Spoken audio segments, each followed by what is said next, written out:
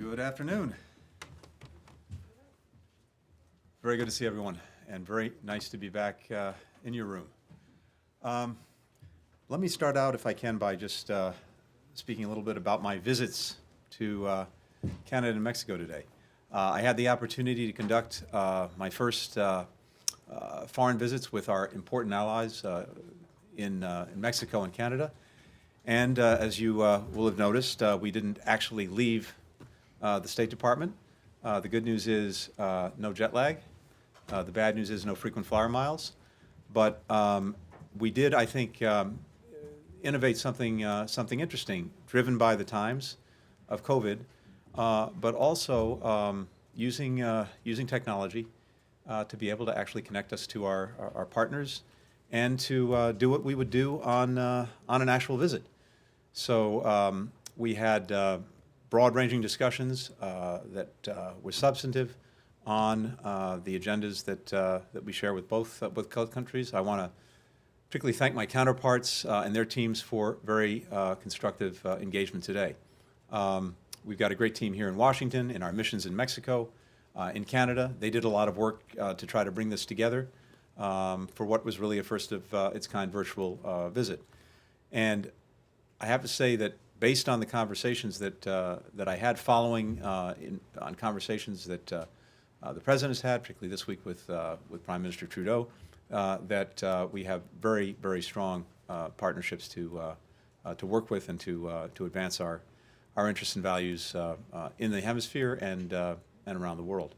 I had first some very productive meetings with the Mexican Foreign Secretary Ebrard, and then the Secretary of the Economy, Cloutier, this morning. We discussed a number of issues, including the importance of bilateral trade, the need for continued collaboration to address security issues that impact both of our countries, and of course climate change. In Canada, we just had a great conversation with Prime Minister Trudeau, following up on an earlier meeting that he had this week with President Biden, where they announced the roadmap for a renewed U.S.-Canada partnership. Spent some time with my counterpart, Foreign Minister Garneau, and other cabinet members, and we got to go in more depth and detail on climate change, promoting democratic values in the Western Hemisphere and around the world, and bolstering our shared defense and security. In all of these meetings, I spoke with my counterparts in Mexico and Canada about the pandemic, slowing the spread of the virus through coordinated action at our shared borders, and reinvigorating our economy so that we can build back better together. In addition to these bilateral meetings, I also toured the port of entry between El Paso, Texas, and Ciudad Juarez, Mexico, and had a remarkable tour given to me by the head of the Customs and Border Patrol. I saw the very diligent work that our Department of Homeland Security colleagues are doing to ensure the safe, the orderly, and the humane processing at that crossing, and to facilitate the flow of individuals and commerce between our two countries. Finally, I had a wonderful discussion in Canada just now with youth and Inuit leaders about climate change and about our shared priorities in the Arctic. In the conversation with this group at the border crossing in Mexico, it was evident how interconnected we are today and for the future. Today's conversations represent the start of the next chapter of our bilateral partnerships. The United States has long-standing relationships with both Mexico and Canada. Today's meetings were an opportunity to dive deeper into shared priorities. We look forward to continuing conversations with our neighbors and friends in both countries to address shared challenges, to promote the prosperity of all of our people, and to promote a safe, secure, and prosperous hemisphere. So with that, happy to take questions. We have a couple of our North American partners in the room, so we'll start with Vicio Segovia Reche. Thank you for doing this, MBS Radio from Mexico. I have two questions, if I may. The first one is regarding immigration. The administration has been saying that now it is not the time to come to the southern border. Is the United States currently accepting new asylum applications, and I'm not talking about the Remain in Mexico program. I'm talking about new applications. Thanks very much. I think as you've heard President Biden say and other colleagues in the administration say, we're working comprehensively to make sure that we have a safe, an orderly, a secure, and humane border, particularly when it comes to migration issues. And we're working at this on a number of fronts.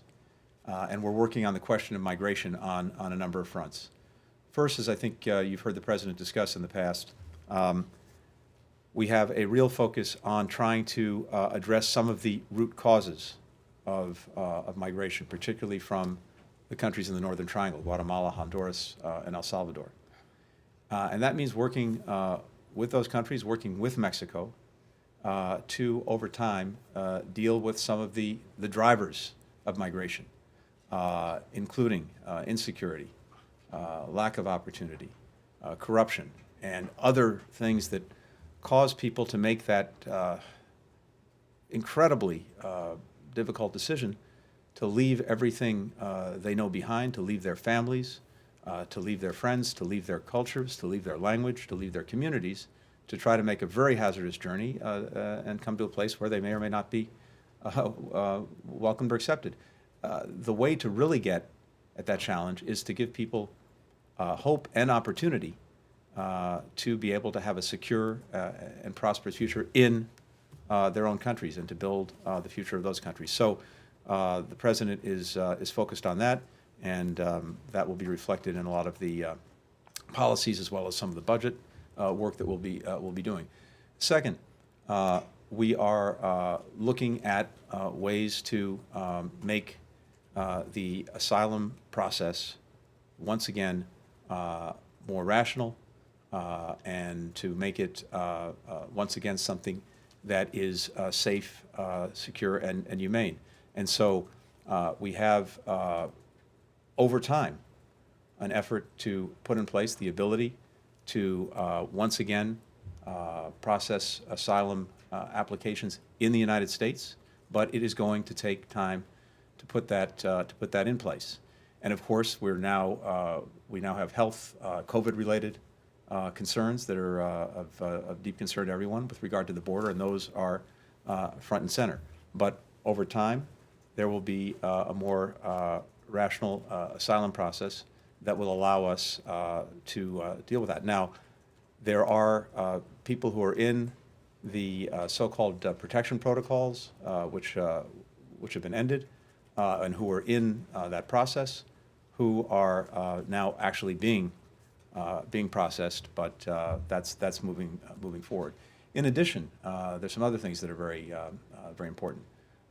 We are also looking at ways to make sure that we can look at applications for asylum in the countries that people are coming from. That's important, and we have some ability to do that.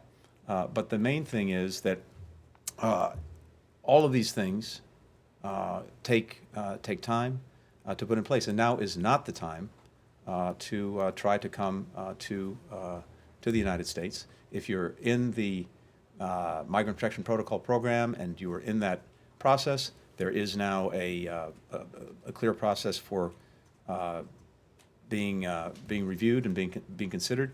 But if not, this is not the time to come, not the time to make a hazardous journey, because you will not be able to come into the United States. But is it accepting, you didn't answer my question, I'm sorry. Is the U.S. accepting new applications at the moment at the border? So all of this process is being put into place. No, the asylum requests that are being considered are from people who are in the MPP program. That's it, right? That's it. We'll go to Adrian Mora. Thank you, Secretary. Just a couple of quick questions. On the case of the two Michaels in China, what specifically is the administration going to do to secure their release, whether it's trying to tie some, their release to a DPA with Ms. Meng or some other action. What are the specific actions that you're going to take there to help Canada get those guys released? And then secondarily on Buy American, that's one thing that a waiver or some guarantee that Canada won't be subject to those tighter Buy American rules that the president is going to roll out. That's one thing that Canada wants. That would be sort of a quick win in terms of showing Canada that the new administration wants to sort of rekindle this bilateral alliance. Why not just make that commitment publicly that you'll basically give Canada sort of the same thing that they received under the Obama administration? Thank you. So let me take the second question first. With regard to Buy America, Buy American, these of course are long-standing things that have been on the books for many years, and we're now looking at the executive order that the president issued. We'll want to make sure as well that we're consistent with our obligations, including under the WTO. But beyond that, I think is in our conversations with Canadian counterparts, I think we see tremendous opportunity working together, both to build back better as we emerge from COVID-19 and to seize opportunities that we have together to do that.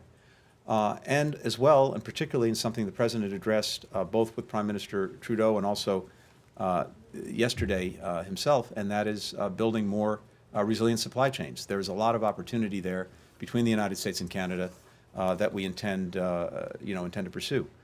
So these questions specifically go to the question of government procurement and how we use the American taxpayers' money, which obviously we're very focused on. But my sense from the conversations between the two governments is that there is ample opportunity for us to work together and find ways to benefit each other in trade, in investment, and in the work that we're doing, especially on things like supply chains. With regard to the two Michaels, let me just say that, again, I think you heard President Biden address this. We stand in absolute solidarity with Canada in insisting on their immediate and unconditional release. Canada has taken, I think, a very important initiative that was inspired by the two Michaels, but goes even beyond them. And that is to bring countries together to stand against the arbitrary detention of individuals for political purposes, a practice that we see in a number of countries, including China. And there again, we are in strong support of this Canadian initiative that has already brought dozens of countries together. I think and I hope that this can grow into something that establishes a new international norm against arbitrary detentions. This would be a very important contribution to international relations going forward, and this is something that the United States and Canada will work on together. But we want to see the two Michaels return home. There are legal questions that are appropriately the province of our Department of Justice. They follow the law, they follow the facts, and I'd refer you to them for anything on the legal aspects of this case. Andrea Mitchell. Thank you. Thank you, Mr. Secretary. Andrea. Given the fact that the CIA has concluded that Mohammed bin Salman personally approved the killing of Jamal Khashoggi, can you explain why he is not being punished in these decisions?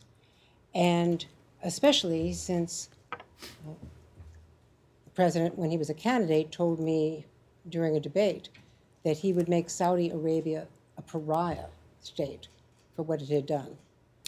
Well, And could I just also ask about Sure. Saudi Arabia's reaction now? The foreign ministry is saying that they reject the negative, false, and unacceptable assessment in the report. Well, Andrea, I think the report speaks for itself, and I think you've seen today a number of very important steps to recalibrate the relationship. First of all, the release of the report itself and the transparency that that provides. This is a report that, in a sense, is not fresh off the printing press. It's been there.